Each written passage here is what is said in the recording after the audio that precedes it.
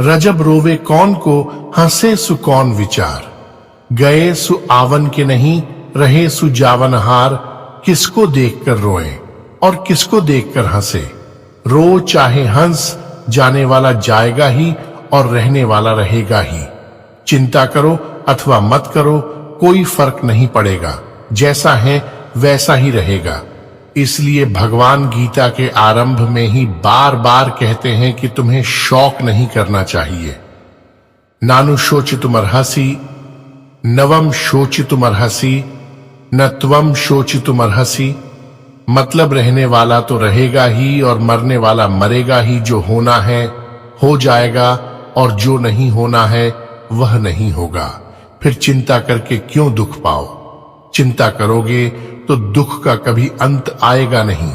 कभी दुखी न होना, चिंता न करना, हरदम मौज में रहना, यह सत्संग का प्रभाव है।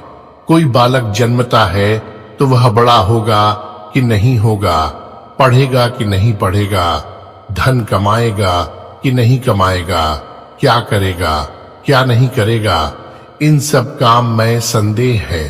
पर मरेगा कि नहीं मरेगा इसमें कोई संदेह नहीं है। अतः निसंदेह वाली बात ही याद रखो। संदेह वाली बात क्यों याद रखो। परमात्म तत्व प्रत्यक्ष है, उसकी प्राप्ति कठिन नहीं है। केवल जानने वालों की और बताने वालों की कमी है। परमात्मा को प्राप्त करें या न करें, जाने या न जाने, वह तो वैसा ही है। वह स्वतंत्र है, किसी के अधीन नहीं है। कोई कैसा ही क्यों न हो, जो सच्चे हृदय से परमात्मा को चाहता है, परमात्मा उसको चाहते हैं। ये यथा मां प्रपद्यन्ते तांस तथैव भजाम्यहम्। ममता, कामना और तादात्म्य के कारण हमने अपने को शरीर के भीतर मान लिया कि मेरे चारों तरफ शरीर है, बीच में स्वयं हूं। वास्तव में ऐसा नहीं है। स्वयं सदा ही शरीर से अलग है।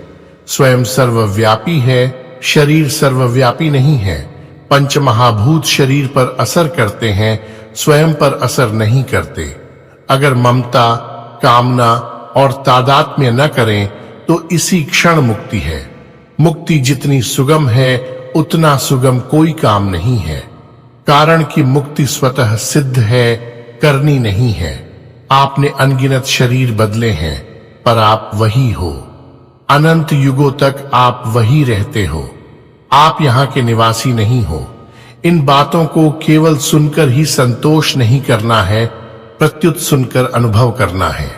आप सब अनुभव कर सकते हो, सब योग्य हो, ऐसा मैं मानता हूं। असली सत्संग भगवान की कृपा से मिलता है और उस सत्संग ने बहुत अधिक लाभ होता है। असली संतों के संग से जीवन सुधर जाता है, घरों में लड़ाई मिट जाती है, अंतःकरण शुद्ध हो जाता है, वास्तविक तत्व का ज्ञान हो जाता है। सुनने वाले की जिज्ञासा हो तो सुनाने वाले के भीतर विशेष बातें जागृत हो जाती हैं। केवल पुस्तकें पढ़ने से उतना लाभ नहीं होता, जबकि सत्संग करने से पुस्तकों की बातें स्पष्ट समझ में आ जाती हैं। भागवत में ऐसे कई श्लोक आते हैं जिनका भाव सत्संग के द्वारा खुलता है, परंतु अभिमानी पुरुष सत्संग में नहीं आ सकते।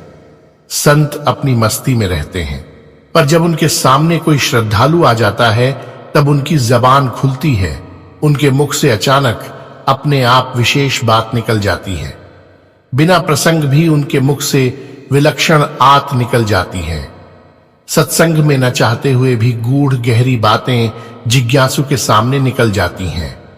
श्रोता की विशेष जिज्ञासा हो तो साधारण आदमी के मुख से भी अपने आप विशेष बात निकल जाती है। जहां सुनने वाले अच्छे हो वहां कहने वाले का भाव विचित्र हो जाता है, उसमें विशेषता आ जाती है। सुनने वाले की जिज्ञासा के कारण सुनाने वाले के भीतर अच्छी बात पैदा होती है, जिससे उन्हें खुद को आश्चर्य आता है कि ऐसी बात हमारे भीतर नहीं थी, फिर ऐसी बात हमारे भीतर कहां से आई। परंतु जहां सुनने वालों का भाव न हो वहां अच्छी बातें कहने की मन में आने पर भी कह नहीं सकते। किसी को बुरा न समझे, किसी का बुरा न चाहे और किसी का बुरा न करे। इन तीन बातों से मनुष्य स्वतः स्वाभाविक भला हो जाता है। भले मनुष्य का कल्याण स्वतः स्वाभाविक हो जाता है। आप बुराई छोड़ने से ही भले बन सकते हो, भलाई करके भले नहीं बन सकते। इसलिए पहले भले बनोगे, फिर भलाई करोगे। युधिष्ठिर ने बुराई नहीं की, बुराई का उत्तर भी भलाई से दिया, तो उनकी भलाई स्थायी रही। भलाई करने से, भगवान का भजन करने से कोई बाधा आ जाए तो वह बाधा भी कल्याण करने वाली होती है। ये बात सबको निश्चित समझ लेनी चाहिए कि दूसरा हमारा बुरा करने की चेष्टा करे तो हमारा वही बुरा होगा जो होने वाला है। दुर्योधन ने पांडवों को मारने का बहुत प्रयास किया, पर मार नहीं सका। अंत में खुद ही मरा। जिसकी मौत नहीं आई उसको कोई कैसे मार सकता है? वह मरने वाले को ही मार सकता है।